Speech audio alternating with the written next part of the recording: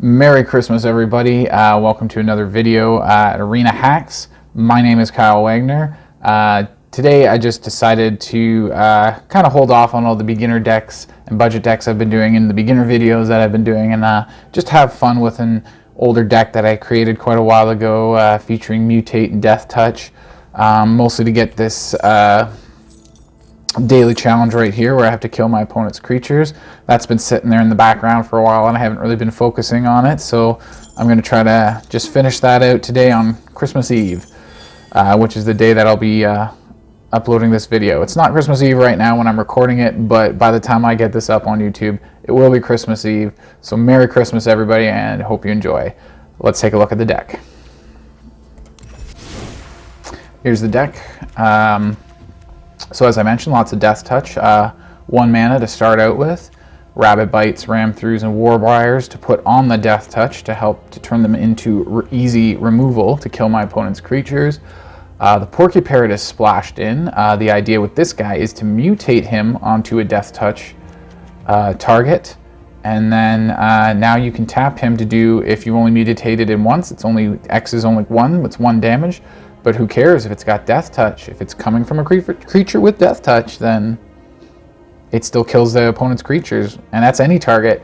So if you get mutating, you have one of these guys on one of these two little Death Touch creatures here, and you get another one, and you have like a creature that you're mutating on. You've got a Starrix, a Greathorn, a Gemrazer. You're like, let's mutate that on now. So now it's got 4 or 5 mutators. That could be a good way to sneak a little bit of damage past your opponent's creatures to end the game if their health total ends up getting low. Because it is, if you read the card, any target. So that's really important there. Lots of removal with these 3 guys. The only downfall is you need to have a creature stay on the battlefield in order for this removal to be effective, which is the biggest weakness of this deck. If your opponent is playing cheap removal and pinging off all your little Death Touch creatures, it's really hard to kill your opponent's creatures when you need to, especially using these spells. However, as long as one sticks on the battlefield, you can keep casting these spells and just kill all your opponent's stuff. So where did I leave off? Porcuparrot, Gemrazer, that's awesome. Like, there's so many brutal enchantments and artifacts in Magic the Gathering these days, so having a full set of these guys in here is just, it's imperative. Like, I've won the game because of this guy before, hitting off enchantments that my opponent has. Maybe they put a pacifism on a big creature that I'm mutating with a big 6/6 Starrix. Now I can't attack or block with it. Like, yes, I can keep mutating onto it to get the triggers from it, but that big creature is now kind of going to waste on the battlefield other than the mutate triggers. So you mutate this guy onto it, you hit that enchantment, now you can start attacking and blocking with them once again. So really critical that you have Gemrazers in this deck. Migratory Greathorns for mana ramp also just beefs up. You mutate them on top of one of your weaker Death Touch creatures, he just beefs them up. A little extra toughness, power toughness there, and the Death Touch really goes together well. Questing Beast, what a great mutate target this guy is. I really should probably be running 4 copies in this deck, to be completely honest with you, because when you mutate, there's a lot of mutate in this deck, and on Death Touch, anything that doesn't have mutate in here has Death Touch, so including the Questing Beast. And when you mutate, and you mutate over top, so even if it's a Migratory Greathorn, or the Porcuparrot, they're the only 2 mutators that are actually have 1 less power than the Questing Beast. But if you mutate over top of him, the Questing Beast becomes whatever that mutate creature is.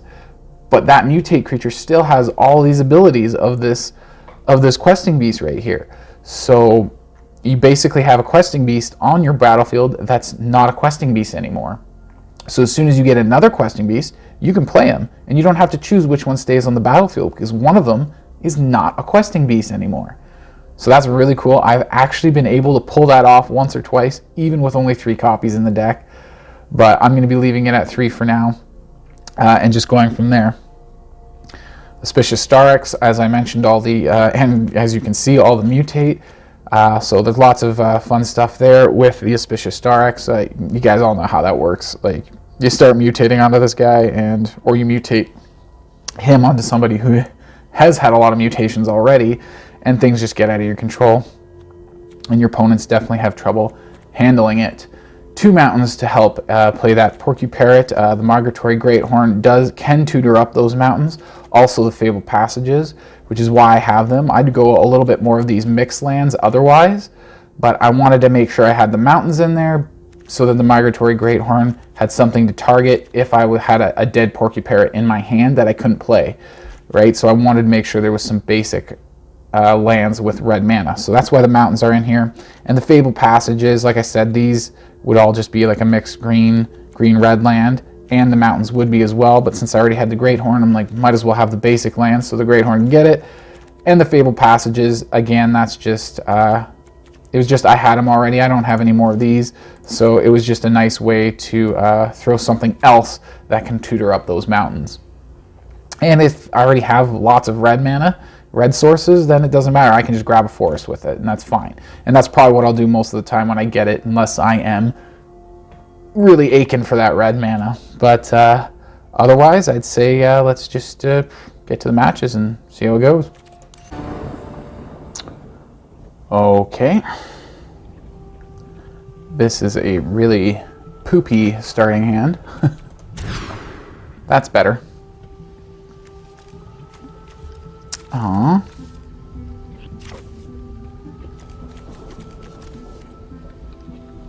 I better get some more mana.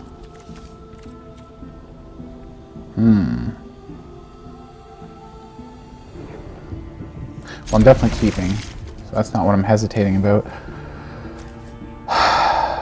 Yeah, I'm gonna have to throw that questing beast back, unfortunately. What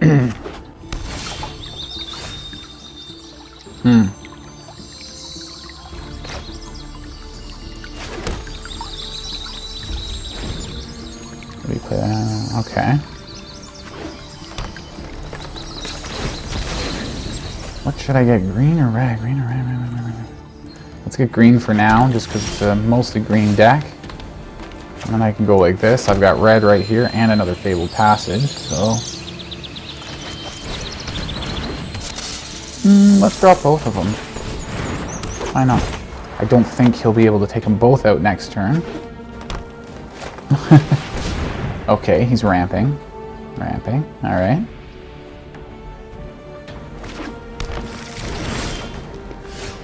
Ooh, I do like the looks of that.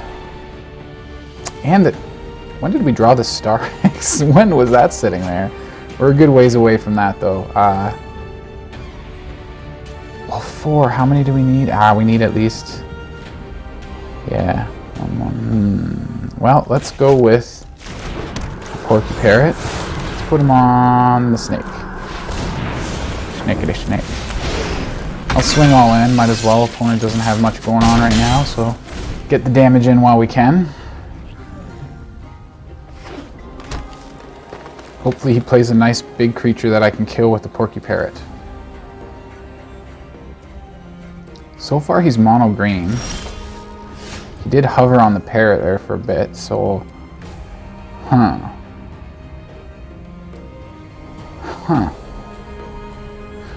Alright. Let's throw the other parrot on my other creature with Death Touch. Now I've got 2 of them. 2 dirty combos. Let's get this out before I forget. Throw that in and turn. I'm still not sure what I'm going to get with that Fabled Passage. Should I get red? Get a mountain? Or should I get a forest? I don't know.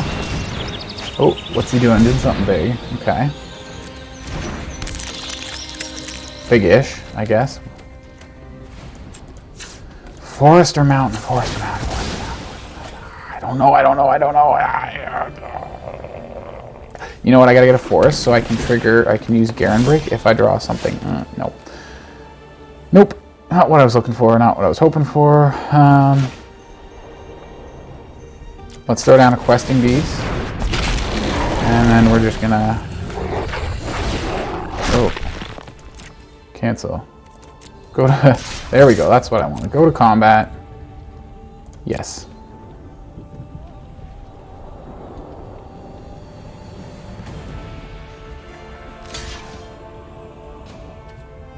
Okay. So I have this guy untapped. So if he plays another creature, I can just pick that creature off with this Porcuparrot. I don't think he realizes that yet. Even though these Porcuparrots are doing 1 damage each with their ability, it's Death Touch and they'll kill his creatures. Maybe he did realize that. I don't know. On to the next one. Alright. Wait, I have 8 1-drop creatures in here. How come I never see them? Such a risky hand to keep. How come 8 1-drops is never enough? Alright, okay. Here's one now. I guess we gotta throw the Starrix back because that's a lot of mana. We're nowhere near doing that right now, so. Start with the little snaky. Too bad I can't get rid of his Gilded Goose right now. I'd really like to do that. We play a Caryatid. Okay, yeah, he jams in a Caryatid. Maybe what I can do, a forest, save the ram through. I'm gonna actually, yeah, I'll put this on the snake and get rid of his Elysian Grove guy. Grove, whatever. And then attack, do 1 damage. And keep on plugging away. He's creating a food. Oh, he's stuck for mana. He is stuck on mana. So let's play this red. And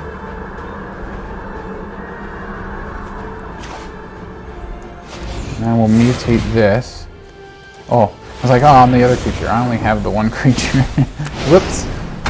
We'll do that. We'll grab another forest. And we'll attack in. Another goose. He has 2 mana available that he can do. Alright.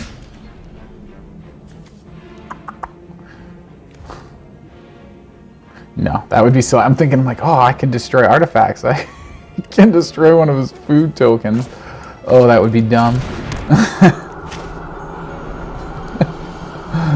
Yeah, let's just go this way and attack with everybody.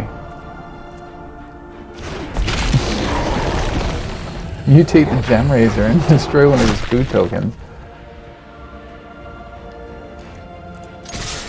So that's brutal. He's probably going to have to throw one of his gooses, one of his geese. Yeah, one of his geese in front of it. He didn't. He took it all. How much damage is that? 7 damage. Interesting. I think next turn I might go for a Gemrazer and mutate it over top of the questing beast, and yeah, I'll target. What's going on here? Okay. Yeah, he didn't have much. So what was I saying? Yeah. I would mutate this over top of the questing beast. Target the... Yeah, he's got no enchantment, so yeah, I'd target the food token. If he had 2 mana, he would probably sacrifice it to gain 3 life.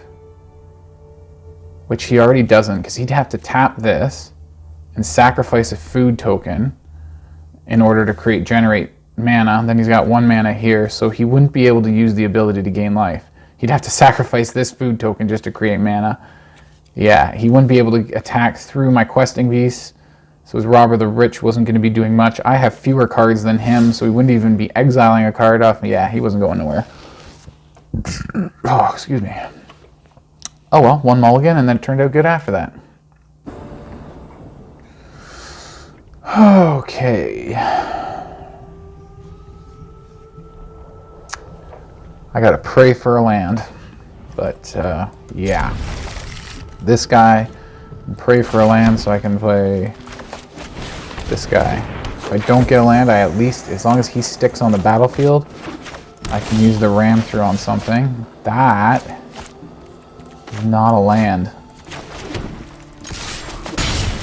Huh. Okay. Come on, land. Don't even care what color, because I can fish out what color I want with the Greathorn.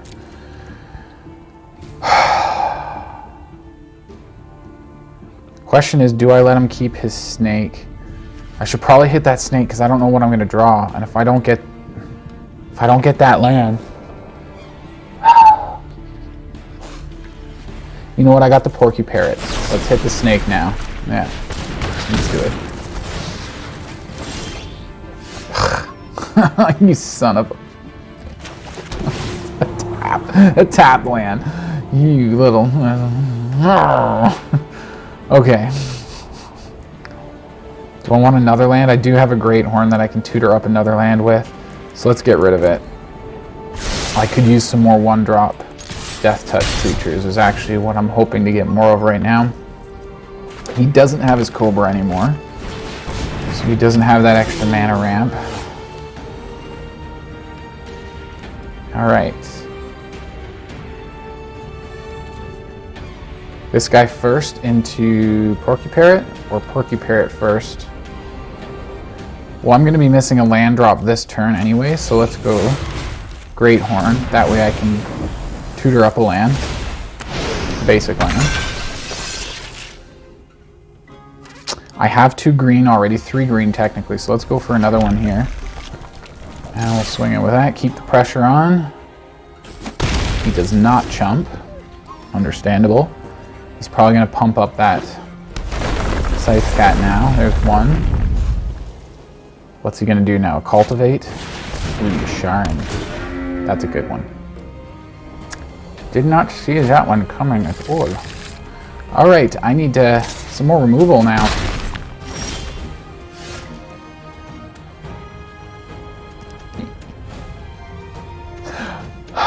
Crap. I can't play both of my removals. I got so excited and was like,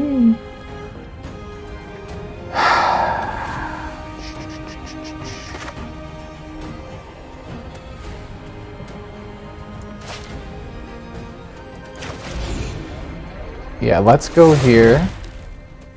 Put him on here. Underneath. I'm going to get another land drop from this. We'll go Forest this time.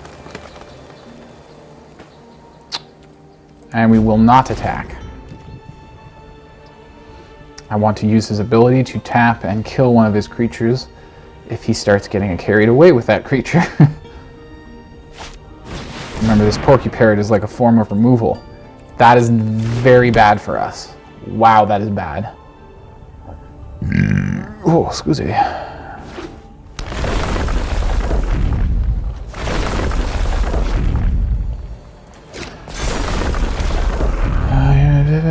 Players can't pay life or sacrifice non-land permanents. Cast spells or activate abilities. Boy. That sucks that I can't block any of them. Here's where he's going to figure out what my little combo is. Boom.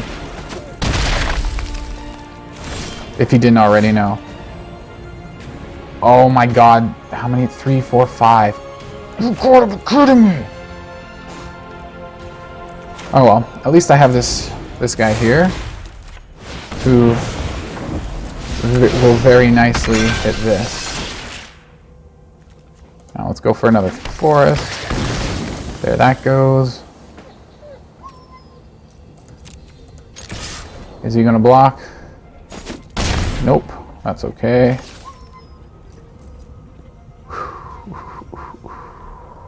Let's hit that Yasharn. Well, because he's going to attack me with it next turn. Yeah, let's just do it now. Try to slow the damage down. Because I'm not doing too well for health either. Like, I'm at 13, he's at 11, so it's...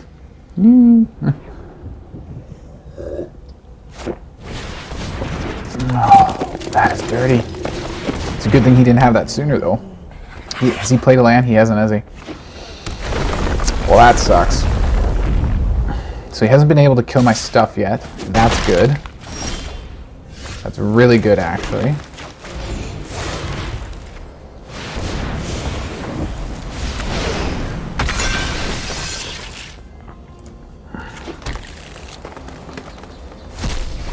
That was a few permanents there. Woo. I can mutate this again. Well, let's just do it again then. Get that other mountain. Lots of other permanents. Oh! Next.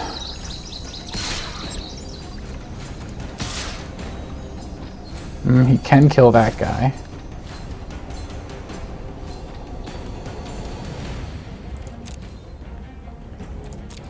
Let's go that way.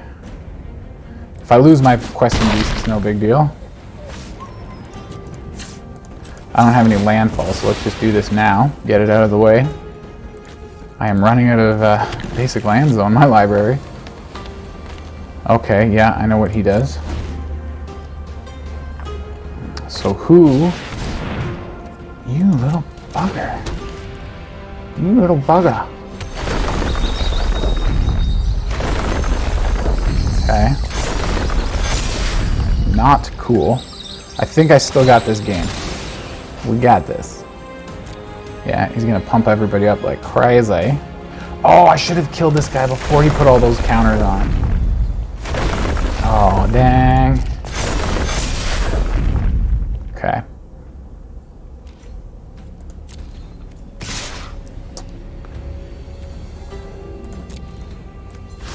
We'll hit that there.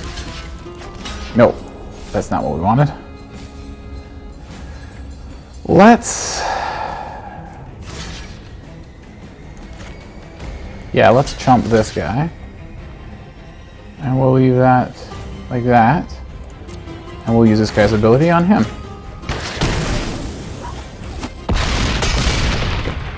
He dies. He gains some life. Yeah, sure. Not too big of a deal though. Especially when I do dirty stuff like this.